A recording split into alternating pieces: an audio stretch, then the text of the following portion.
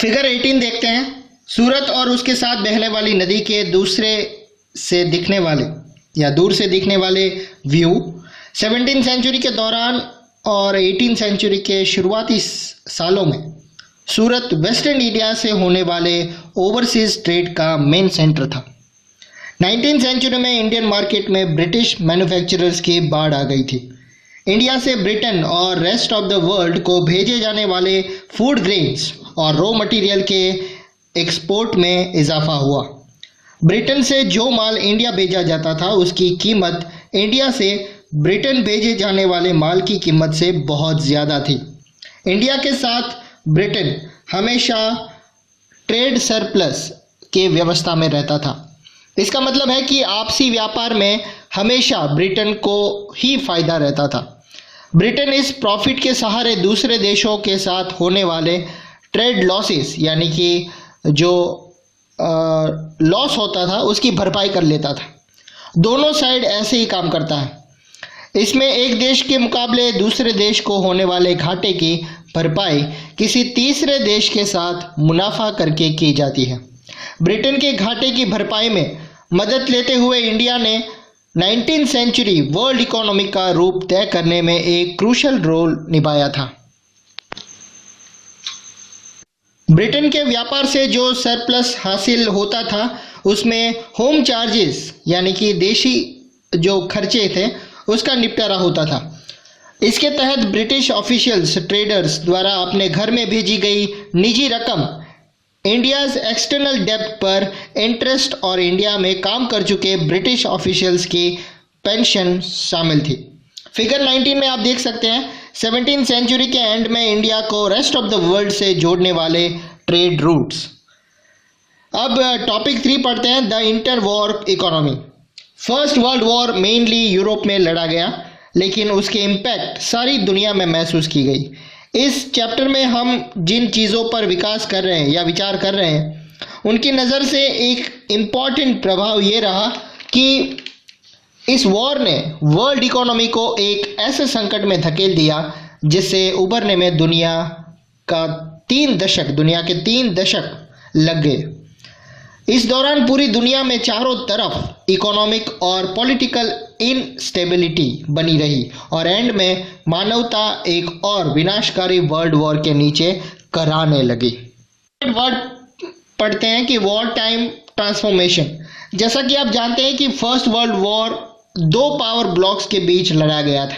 एक साइड में अलाइज यानी कि दोस्त देशों में यानी ब्रिटेन, फ्रांस और रशिया थे, तो दूसरे साइड में सेंट्रल पावर यानी जर्मनी, ऑस्ट्रिया, हंगरी और ऑटोमन टर्की थे।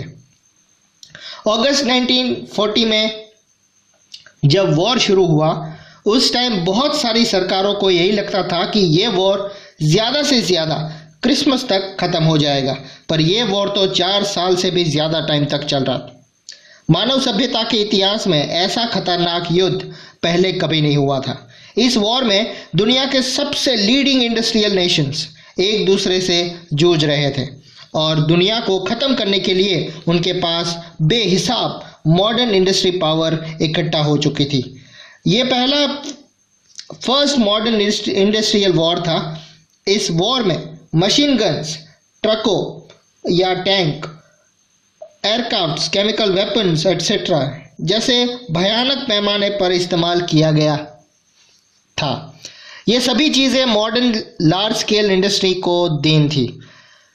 वॉर के लिए दुनिया भर से असंख्य सिपाहियों की भर्ती की जानी थी और उन्हें लार्ज शिप्स और ट्रेन्स में भर भर के युद्ध के मोर्चे पर ले जाया जाना था।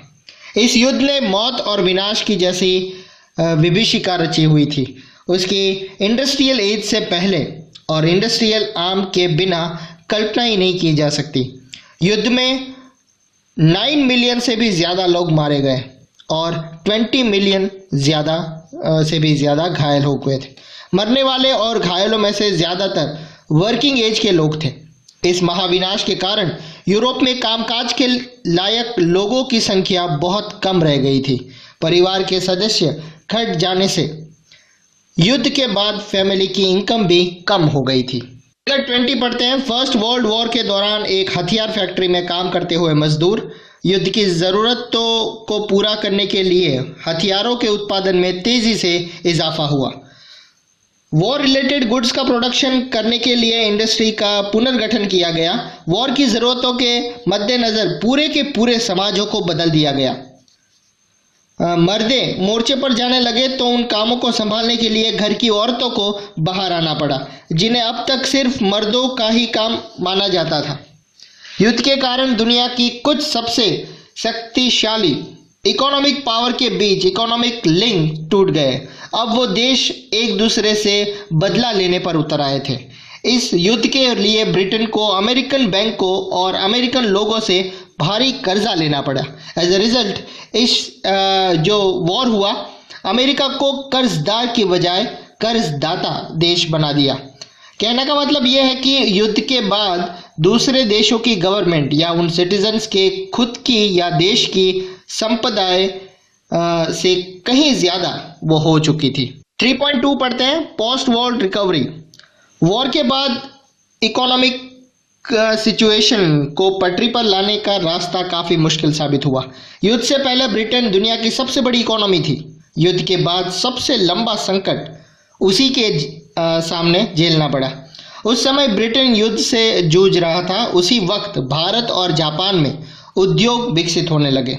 युद्ध के बाद भारतीय बाजार में पहले वाली डोमिनेंस प्राप्त करना ब्रिटेन के लिए बहुत मुश्किल हो गया था।